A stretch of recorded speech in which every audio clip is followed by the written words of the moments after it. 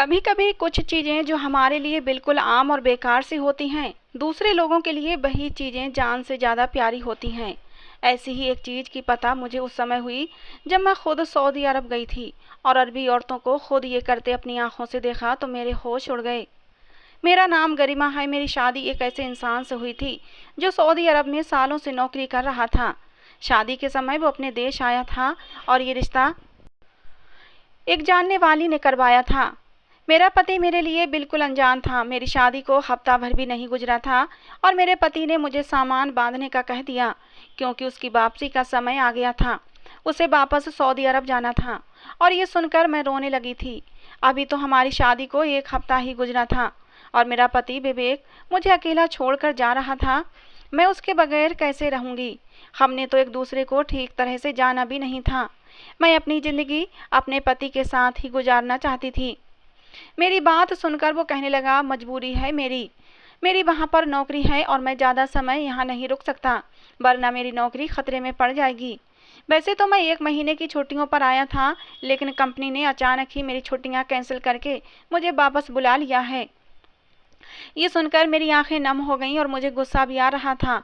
एक परदेसी से शादी करना बहुत ही मुश्किल काम है। इस बात का एहसास मुझे आज हो रहा था।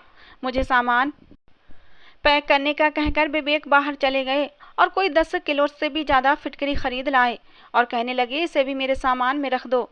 इतनी सारी फिटकरी देखकर मैं हैरान हुई और मैंने कहा, आप वहाँ जाकर इसका क्या करेंगे? ये तो इतनी सारी फिटकरी है, इसका भला आपको क्या काम? और इससे तो आपके सामान का भी वजन बढ़ जाएगा, फिर अलग से फिटकरी के पैसे भी भरने पड़ेंगे। क्या वहाँ भी हमारे इलाके की तरह गंदा पानी आता है जिसे साफ करने के लिए आप फिटकरी लेकर जा रहे हैं? मैंने अपनी समझ के हिसाब से बात की थी क्योंकि मेरी माँ हमेशा ही पानी के जग में फिटकरी घुमाकर निकाल लिया करती थीं। हमारे एरिया में गंदा पानी आया करता था। मम्मी कहती थीं कि ऐसा करने से पानी बिल्कुल साफ हो जाता है। मेरी बात सुनकर विवेक हंस पड़े। कहने लगे, ये तो हमारे इलाकों में पानी साफ करने के लिए इस्तेमाल की जाती होगी, लेकिन वहाँ तो एकदम साफ पानी पीने के लिए मिलता है। सऊदी अरब की औरतें इसका कुछ और ही इस्तेमाल करती हैं जो मेरी जानकारी में नहीं है, लेकिन मुझे ये मालूम है कि वहाँ इसकी अहमियत बहुत ज़्यादा है। सऊदी अरब की औरतें फिटकरी को खरीदने के लिए तड़पती हैं। लगभग हर सऊदी अरब की औरत के घर में ये मौजूद होती है। मैं जब भी जाता हूँ वापसी पर फिटकरी जरूर लेकर जाता हूँ। विवेक की बात सुनकर मैं हैरान हो गई थी। यहाँ तो हर दुकान पर ही फिटकरी मौजूद होती थी, लेकिन इस समय मेरी समस्या फिटकरी नहीं थी बल्कि विवेक की जुदाई थी। मैंने उसके सामान में फिटकरी रख दी थी। मैंने रोते हुए विवेक से कहा, जितनी जल्दी हो सके मुझे भी अपने पास बुला लेना। मेरे आंसू थे कि रुकने का नाम ही नहीं ले रहे थे। अभी तो हम दोनों ने अपनी खूबसूरत जिंदगी की शुरुआत ही की थी और इतनी जल्दी जुदाई का समय भी आ गया था। पति के बगैर ससुराल में रहने का सोचकर ही मुझे अंदर से घुटन महसूस हो रही थी। मुझे इस तरह रोता देखकर विवेक कहने लगे, तुम ज़्यादा परेशान ना हो, वहाँ जाकर मैं तुम्हें बुलवाने का इंतजाम कर लूँगा। मैं जानती थी ये सब झूठे बहाने हैं, लेकिन सिवाय आंसू बहाने के मेरे पास कोई दूसरा रास्ता नहीं था। मेरी सास ने तो मेरे आंसुओं को भी ड्रामेबाजी बता दिया था। उनका कहना था कि मैं भी तो सालों से अपने बेटे की जुदाई बर्दाश्त कर रही हूँ। खैर, विवेक मुझे छोड़कर चले गए थे, लेकिन जब भी उनका फ़ोन आता उनकी माँ फ़ोन पर उनसे मेरी न जाने कितनी बुराइयाँ करती। वो इन सब बातों से तंग आ गए थे। विवेक भी मेरे बिना तड़प रहे थे। वो रोज़ मुझे फ़ोन करते और कहते, गरिमा तुम्हारे बिना दिल नहीं लगता, तुम्हारी बहुत याद आती है, तुम्हारे साथ बिताए वो पल दिल में गुदगुदी करते हैं, लेकिन अगले ही पल दिल को उदास भी कर देते हैं। और फिर एक दिन उन्होंने मुझे बताया कि वो मुझे अपने पास सऊदी अरब बुला रहे हैं। वो सारी कार्यवाही भी कर चुके हैं। उन्होंने मेरे पेपर भी भेज दिए थे। ये सुनकर जहाँ मैं बहुत खुश हो रही थी, वहीं मेरे सास के चेहरे का रंग बदल गया था। लेकिन मैंने उनको नज़रअंदाज करके जल्दी जल्दी जाने की तैयारी शुरू कर दी। मैंने विवेक से पूछा कि आपके लिए भी कोई सामान लेकर आऊँ। विवेक ने मुझे भी अपने साथ 15 किलो फिटकरी लाने का कह दिया और ये सुनकर मैं हैरान हुई कि अभी कुछ ही समय पहले तो विवेक 10 किलो फिटकरी लेकर गए थे। 15 किलो फिटकरी तो बहुत ज़्यादा होती है। मेरा अपना सामान भी अच्छा खासा था, ऊपर से 15 किलो फिटकरी और रखने की वजह से मुझे बहुत ज़्यादा वजन की वजह से एक्स्ट्रा पैसे चुकाने पड़े थे। मैं सोचने लगी, पता नहीं इतनी सारी फिटकरी का ये सऊदी अरब की औरतें क्या करती हैं। मेरे लिए इतना भारी सामान संभालना मुश्किल हो रहा था। कुछ घंटे सफ़र के बाद मैं सऊदी अरब अपने पति के पास पहुंच गई थी। एयरपोर्ट पर विवेक को देखकर मेरी खुशी की हद नहीं रही थी। मगर मेरे पति ने मुझे पहला सवाल यही पूछा था, तुम फिटकरी लेकर आई हो या नहीं। उनकी ये बात सुनकर मेरा दिल टूट गया। उन्हें मुझसे ज़्यादा फिटकरी की चिंता थी, जबकि मैं इस मिलन के लिए बहुत ही बेताब थी। मैंने खामोशी से फिटकरी की थैली निकाल कर उन्हें दे दी, लेकिन न जाने वो किसको दे आए थे। वापसी पर उनके पास काफ़ी ज़्यादा पैसे थे। वापस आकर वो मुझसे बहुत मोहब्बत से पेश आए। मुझे इस बारे में सवाल पूछने का मौका ही न मिला, और फिर मैं बाद में भूल गई थी कि वो फिटकरी का आखिर करते क्या हैं। आखिर विवेक, तुम फिटकरी किसको देकर आए हो। मैं विवेक की संगत में सब कुछ भूल गई थी। सच कहूँ तो मुझे विश्वास ही नहीं आ रहा था कि विवेक ने मुझे अपने पास बुला लिया है। 1 महीना मैंने अपने पति के साथ बहुत ही अच्छा गुजारा था, लेकिन 1 महीने के बाद ही मेरे पति कहने लगे, अब तुम्हें यहाँ रखना मेरे लिए मुमकिन नहीं है। बेहतर यही होगा कि तुम वापस लौट जाओ। विवेक की बात सुनकर मेरे सर पर आसमान गिर पड़ा।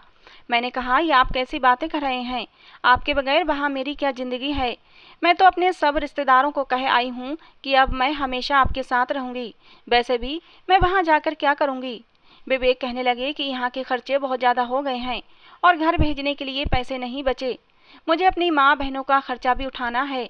मेरी माँ बार बार पैसों के लिए फ़ोन कर रही हैं, और तुम्हारे यहाँ होने से मेरे सारे पैसे यहीं खर्च हो जाते हैं। मैंने नाराज़गी से कहा, अगर ऐसी ही बात थी तो फिर मैं यहीं कोई नौकरी कर लेती हूँ। मैं अपना खर्चा खुद उठा लूँगी, लेकिन अब मैं तुम्हें छोड़कर वापस नहीं जाऊँगी। मैं वहाँ अकेले ज़िंदगी नहीं गुजार सकती। मेरी बात सुनकर विवेक कहने लगे, तुम्हें भला क्या काम आता है, तुम क्या नौकरी करोगी। बहुत सोचने के बाद मैंने विवेक से कह दिया कि चाहे मुझे लोगों के घरों का काम ही क्यों ना करना पड़े, मैं कर लूँगी, मगर वापस नहीं जाऊँगी। विवेक को मेरी बात मजाक लगी थी, लेकिन मैं आसपास के फ्लैट वालों से कहकर कुछ अरबी औरतों के घर काम तलाश करने लगी। इस 1 महीने में मेरी काफ़ी लोगों से जान पहचान हो गई थी, क्योंकि हम जिस जगह रहते थे वहाँ ज़्यादातर हिंदुस्तानी परिवार रहते थे, और इस समय मेरी जान पहचान वाली मेरे काम आई थी। 2 अरबी औरतों ने मुझे अपने घर खाना पकाने के काम पर रख लिया। मेरी जान पहचान वाली फैमिलीज़ ने मुझे बताया कि अरबी लोग भारतीय लोगों के हाथ का खाना बहुत पसंद करते हैं, और भारतीय औरतों का खाना पकाने के लिए रखना उनकी सबसे पहली पसंद होती है। 2 घरों में एक साथ काम मिलने पर मेरी खुशी की कोई हद न रही थी। मुझे सिर्फ खाना पकाने के लिए ही अच्छे खासे रियाल मिल रहे थे, जिसमें आसानी से अपने पति के साथ मैं रह सकती थी। शादी से पहले मैंने बहुत सारे कुकिंग कोर्सेज भी कर लिए थे, जिसमें अरबी और तुर्की खाने भी सीखे थे, और अब यही बात मेरे काम आने वाली थी। रात को जब मेरे पति विवेक घर लौटे और मैंने उन्हें बताया कि मुझे 2 अरबी औरतों के घर खाना पकाने के लिए रख लिया गया है, तो विवेक मेरी बात सुनकर हैरान रह गए और कहने लगे, तुमने तो सच में ही काम ढूंढ लिया है, लेकिन मैं तुम्हें दूसरों के घर जाकर काम करने की अनुमति नहीं दे सकता। विवेक ने तो मेरी सारी खुशी ही खाक में मिला दी थी, लेकिन मैं भी इतनी आसानी से हार मानने वाली नहीं थी। विवेक की बात सुनकर मैं ज़ोर ज़ोर से रोने लगी। मेरे आंसुओं ने विवेक के दिल को मोम कर दिया। अब खुद भी विवेक मेरे बगैर नहीं रहना चाहते थे। मैं अच्छी तरह जानती थी कि मेरी सास उन पर मुझे वापस भेजने के लिए दबाव डाल रही हैं, इसलिए वो मजबूरन वापस भेज रहे हैं। मैंने जानबूझकर इतना ज़्यादा रोना धोना मचाया कि विवेक ने मुझे काम करने की अनुमति दे दी। मेरी खुशी का कोई ठिकाना नहीं रहा, क्योंकि अब मैं विवेक के साथ हमेशा हमेशा रह सकती थी। मैंने खुशी से विवेक के गले में अपनी बाहों का हार डाल दिया और मोहब्बत का इजहार किया। अगले दिन विवेक दफ्तर जाते हुए कह गए कि अगर तुम्हें काम समझ आए तो ही करना, वरना पहले दिन ही वापस आ जाना। मैंने उन्हें दिलासा दिलाया और उनके जाते ही घर के सारे काम जल्दी जल्दी निपटाए, और फिर मेरी पड़ोसन मुझे अरबी औरतों के घर ले गई। घर क्या थे, आलीशान महल थे। मैं तो देखकर हैरान ही रह गई थी। दोनों ही अरबी औरतें बहुत अच्छी और मिलनसार तबीयत की थीं। उन्हें हिंदी समझ आती थी, लेकिन बोली नहीं जाती थी। उन्होंने इशारे से मुझे समझा दिया कि मैं उन्हें किस तरह का खाना पका कर दूँ। पहले ही दिन मैंने किचन में एक बहुत ही अजीब बात देखी कि एक बहुत बड़े डिब्बे में ढेर सारी फिटकरी के टुकड़े पड़े हुए थे। फिटकरी को देखते ही मुझे याद आ गया कि मेरा पति और मैं भी तो इंडिया से इतनी सारी फिटकरी लेकर आए थे। पता नहीं मेरे पति ने उस फिटकरी का क्या किया था। अरबी औरतें आखिर इस फिटकरी का क्या करती हैं, लेकिन ये सवाल मैं किससे पूछती, क्योंकि इस घर में मौजूद जितने भी नौकर थे वो सब अरबी थे। यहाँ इंग्लिश भी किसी को नहीं आती थी, और विवेक पहले ही बता चुके थे कि उन्हें इस बारे में कुछ भी नहीं मालूम कि अरबी औरतें फिटकरी का करती क्या हैं। मैं इन्हीं सोचों में 2 घंटे में खाना तैयार कर चुकी थी। फिर दूसरी अरबी औरत के घर चली गई। वहाँ भी मैंने बिल्कुल यही चीज़ देखी। उसके किचन में तो पहले वाली अरबी औरत से भी ज़्यादा फिटकरी रखी हुई थी। अब तो मेरे अंदर एक उत्सुकता जाग उठी थी कि आखिर ये माजरा क्या है। हिंदुस्तान में तो मैंने ऐसा कुछ नहीं देखा था। मुझे खाना पकाते थोड़ी ही देर गुजरी थी कि दूसरी अरबी मालकिन किचन में आई और उसने फिटकरी का एक टुकड़ा निकाला और उसे तेल में भिगोकर एक कोने में ढककर रख दिया। पता नहीं उसने कौन सा तेल मिलाया था, मुझे मालूम नहीं हो सका। उसका अंदाज छुपाने वाला था, जैसे वो नहीं चाहती हो कि मैं उसकी तरफ देखूं। इस बात पर तो मैं और भी ज़्यादा हैरान हुई थी। खैर, मेरा पहला दिन था, बहुत ही अच्छा गुजरा। मैंने दोनों घरों का खाना पकाकर 5 घंटे में ही फ्री हो गई थी और विवेक के घर लौटने से पहले ही घर लौट आई थी। खाना पकाने का मुझे हमेशा से ही बहुत शौक था, इसलिए ये काम मुझे बिल्कुल भी भारी मालूम नहीं हो रहा था। शाम को विवेक घर आए तो मुझसे ढेरों सवाल पूछ लिए। मैंने उन्हें दिलासा दिया कि काम बहुत अच्छा है और मुझे किसी भी तरह की कोई तकलीफ नहीं है। वो चाहें तो मेरी सारी तनख्वाह अपनी माँ के पास भेज सकते हैं। मुझे बस आपका साथ चाहिए, मैं आपके साथ कैसे भी गुजारा कर लूँगी। मेरी बात पर विवेक हल्के से मुस्कुरा दिए। वो जानते थे कि ये सब मैं उनके साथ रहने के लिए ही तो कर रही हूँ। विवेक रात के खाने के बाद मुझे घुमाने के लिए बाहर लेकर गए। ये पहली बार था जब मैं इतनी सुकून से उनके साथ बाहर निकली थी, वरना अब तक तो मेरे सर पर यही तलवार लटकी हुई थी कि विवेक मुझे वापस भिजवा देंगे। विवेक मुझे अपने साथ एक बड़े से मॉल लेकर गए थे। इस रंगीन दुनिया में पहुंचकर मैं खोसी गई थी। मॉल में बड़ी बड़ी सोने की दुकानें थीं और यहाँ तो हर औरत ही ढेर सारा सोना पहने हुए थी। मैंने कभी किसी औरत को खुलेआम इतना सोना पहने नहीं देखा था। मैंने तो अब तक यही समझा था कि सऊदी अरब में रेगिस्तान के अलावा और कुछ भी नहीं है, लेकिन ये तो बहुत ज़्यादा तरक्की कर गया था और आज पहली बार मैं ये सब देख रही थी। तभी मुझे खरीदारी करवाकर विवेक का एक दोस्त मिल गया। वो ऑफिस का ही था, उसके साथ उसकी पत्नी भी थी। उन दोनों ने बहुत ही मिलनसारी का इजहार किया और जब उन्हें पता चला कि मैं शादी के बाद पहली बार हिंदुस्तान से यहाँ आई हूँ तो उन्होंने मुझे और विवेक को अपने घर अगले दिन रात के खाने पर बुला लिया। वो लोग भी अरबी थे, लेकिन उनकी हिंदी काफ़ी अच्छी थी।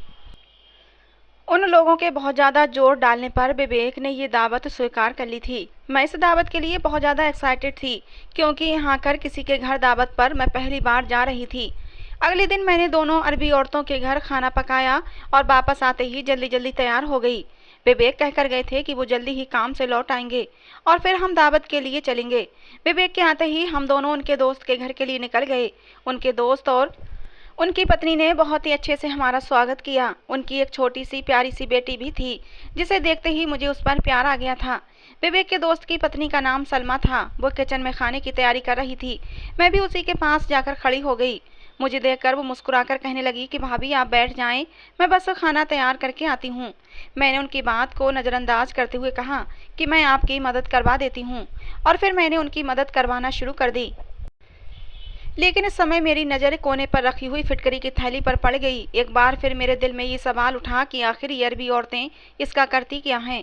मैंने सोचा कि मैं इस फिटकरी का राज सलमा से पूछ लेती हूँ, मगर सलमा से पूछने में भी मुझे थोड़ी झिझक महसूस हो रही थी, क्योंकि मेरी अरबी मालकिन ने छुपाने के अंदाज में फिटकरी को तेल में डाल कर रखा था। पता नहीं इसके पीछे कौन सी बात हो सकती है। सलमा का ध्यान खाना पकाने की तरफ ज़्यादा था। अब मुझसे रहा नहीं गया तो मैंने उससे पूछ ही लिया कि ये फिटकरी यहाँ क्यों और किस लिए रखी है, और इतनी ज़्यादा फिटकरी का आप क्या करेंगी। मेरी बात सुनकर सलमा के चेहरे का रंग बदल गया। उसने जल्दी से फिटकरी की थैली उठाकर कैबिनेट में रख दी। उसका अंदाज बहुत ही अजीब था।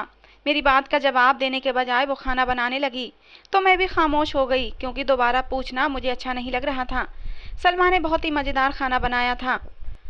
दावत बहुत ही अच्छी रही। हम उन लोगों से अनुमति लेकर घर वापस लौट आए थे, लेकिन सारा रास्ता मेरे दिमाग में फिटकरी ही चलती रही थी। विवेक ने मेरा गुमसुम सा अंदाज देखा तो पूछने लगे, तुम्हें क्या हुआ है। मैंने विवेक को सारी बात बता दी कि किस तरह मैंने दोनों अरबी मालिकिनों के घर पर फिटकरी के बड़े बड़े डिब्बे देखे थे और आज सलमा के किचन में भी बहुत सारी फिटकरी मौजूद थी। आखिर ये अरबी औरतें करती क्या हैं। मेरी बात सुनकर विवेक हंस पड़े और कहने लगे, तुम औरतें तो छोटी छोटी बातों पर सोच विचार करने लग जाती हो। चलो मैं ही पता करके बताऊंगा कि इसके पीछे क्या राज है। दिन तेजी से गुजर रहे थे। मेरा काम बहुत अच्छी तरह से जम गया था। मुझे उन अरबी औरतों के घर खाना पकाने की अब आदत सी हो गई थी। मेरे माँ बाप अक्सर मुझे फ़ोन करते थे। जब से मैं विवेक के पास आई थी, मेरी माँ को सुकून हो गया था। मैंने अपनी माँ से कई बार फिटकरी के बारे में बहुत से सवाल पूछे थे, लेकिन मेरी माँ को भी ज़्यादा जानकारी नहीं थी कि फिटकरी को तेल में मिलाकर आखिर क्या किया जा सकता है। ये बात मेरे लिए बहुत ज़्यादा हैरान कर देने वाली थी। मैं सऊदी अरब जाकर पूरी तरह से सेट हो गई थी। अब मुझे हिंदुस्तान वापसी की कोई चिंता नहीं रही थी। मेरा काम बहुत ही अच्छा चल रहा था। दोनों अरबी मालकिनें मेरा बहुत ख्याल रखती थीं। मेरे खाने की बहुत तारीफ करती। खाना भी बहुत ज़्यादा नहीं बनाना होता था। 3-4 तरह के खाने थोड़ी थोड़ी मात्रा में पकाने होते थे। कुछ दिन गुजरे कि एक दिन विवेक दफ्तर से लौटे तो मेरे हाथ पकड़कर बैठ गए और कहने लगे, आज मैं तुम्हारी परेशानी ख़त्म किए देता हूँ और तुम्हें फिटकरी का राज बताता हूँ। लेकिन अरबी औरतें ये नहीं चाहती कि ये राज कभी किसी को पता चले, क्योंकि फिटकरी का ये इस्तेमाल उनके पुराने ज़माने से चला आ रहा है और वे इसे अपने तक ही सीमित रखना चाहती हैं। इसलिए सलमा भाभी ने भी तुम्हें इस बारे में कुछ नहीं बताया था। विवेक की बात सुनकर मुझे और भी ज़्यादा उत्सुकता होने लगी कि आखिर इस फिटकरी से ऐसा भी क्या किया जा सकता है जो इस तरह छिपाने वाली बात है। विवेक कहने लगे, हर जगह के अपने अलग रस्म व रिवाज होते हैं और इसी तरह हर जगह अलग अलग टोटके और इलाज होते रहते हैं। तुम भी जब से यहाँ आई हो, तुमने बहुत सारी चीज़ें ऐसी देखी होंगी जो हिंदुस्तान में नहीं होती, और जो चीज़ें हिंदुस्तान में होती हैं वो यहाँ नहीं होती। इसी तरह फिटकरी का जो इस्तेमाल हिंदुस्तान में किया जाता है वो बिल्कुल ही अलग है, जबकि अरबी औरतें इससे बिल्कुल अलग तरह का फ़ायदा हासिल करती हैं, जो हैरान कर देने वाला है। अगर हिंदुस्तानी औरतों को इसके बारे में जानकारी हो जाए तो हर घर में यही फिटकरी का ढेर नजर आने लगे। मैंने विवेक को घूर कर देखा और कहा, अब बता भी दो, कितनी पहेलियां बुझाएंगे। मेरी बात सुनकर विवेक ने मुझे एक ऐसा राज बताया जिसे सुनकर मैं दंग रह गई। अपनी 22 साल जिंदगी में मैंने आज तक फिटकरी का ऐसा इस्तेमाल नहीं सुना था। मैंने हैरानी से विवेक से पूछा, क्या आप सच कह रहे हैं? विवेक कहने लगा, हाँ बिल्कुल, ये बात मैंने अपने एक अरबी दोस्त से पूछी है जिसे मैं हिंदुस्तान से फिटकरी लाकर दिया करता था। ये वही दोस्त है मेरा। मैं उसे फिटकरी लाकर देता और महंगे दामों में बेच देता हूँ। मेरे पति विवेक ने मुझे बताया कि अरबी औरतें पहले एक ख़ास तरह का तेल तैयार करती हैं जो उन्होंने अपने बुजुर्गों से तैयार करना सीखा है। नारियल के तेल में कुछ और सामान मिलाकर ये तेल तैयार किया जाता है। इस तेल को लगभग 2 महीने तक तैयार किया जाता है और फिर फिटकरी को कई दिन के लिए उस तेल में रख दिया जाता है। उसके बाद रोज़ रात को ये तेल वाली फिटकरी को पीसकर इस्तेमाल किया जाता है। अरबी औरतें हर रात को ये तेल अपने पेट और नाभि पर लगाती हैं और उनका मानना है कि इस तरह उनके पास बहुत ही होनहार बच्चा पैदा होगा। जो अरबी औरतें पूरी लगन से फिटकरी के पाउडर का इस्तेमाल करती हैं, उनके यहाँ बेटे की पैदाइश होती है। ये बात मेरे लिए बहुत ही अनोखी थी और सच में विवेक ने ठीक ही कहा था। अगर हिंदुस्तानी औरतों को इस बारे में पता चल जाता तो सब की सब औरतें इसी टोटके का इस्तेमाल करना शुरू कर देती। मगर मुझे ये समझ नहीं आया था कि अरबी औरतें इस बात को इतना छुपाती क्यों हैं। मेरी बात सुनकर विवेक कहने लगे, हर किसी के अपने तौर तरीके होते हैं। ज़्यादातर औरतें बताना नहीं चाहती कि वो बच्चा पैदा करने के लिए ये टोटका इस्तेमाल कर रही हैं। उन्हें लगता है किसी को बताने से उनका टोटका ख़राब हो जाएगा। विवेक की बात सुनकर मैं अफसोस भरे शब्दों में कहने लगी, मेरे पास तो न फिटकरी है और ना ही मुझे तेल बनाने का तरीका आता है। मेरी बात सुनकर विवेक जोर से हंस पड़े और कहने लगे, मुझे बस बच्चे की इच्छा है, चाहे वो बेटा हो या बेटी, मुझे कोई फ़र्क नहीं पड़ता। विवेक की सोच जानकर मुझे बहुत ही खुशी हुई थी कि दूसरे मर्दों की तरह उन्होंने बेटे की इच्छा जाहिर नहीं की थी। मैं भी अभी तक दोनों घरों में काम कर रही थी और कुछ ही दिनों में मेरी दोनों मालकिनें प्रेग्नेंट हो गई थीं। मैंने अपने तौर पर उनका बहुत ख्याल रखा था। हैरत की बात यह थी कि मेरी दोनों मालकिनों ने ही बेटे को जन्म दिया था। शायद उनका बनाया गया तेल सच में कारगर था। कुछ ही दिनों में भगवान ने मुझे भी खुशखबरी दे दी थी, लेकिन मैंने ऐसा कोई तेल इस्तेमाल नहीं किया था। फिर भी भगवान ने मेरी झोली में बेटे की खुशी डाल दी थी। बेटा या बेटी ये सब भगवान के हाथ में है, लेकिन हम इंसान हमेशा अपने तौर पर टोटके करते रहते हैं। अरबी औरतें भी ऐसे ही टोटकों के चक्कर में फंसी हुई थीं। मैंने ये बात तो नहीं जानती थी कि कितनी अरबी औरतें इस फिटकरी और तेल के टोटके से जानकार हैं, लेकिन जहाँ तक मैंने देखा है ज़्यादातर अरबी औरतों के घर फिटकरी मौजूद थी।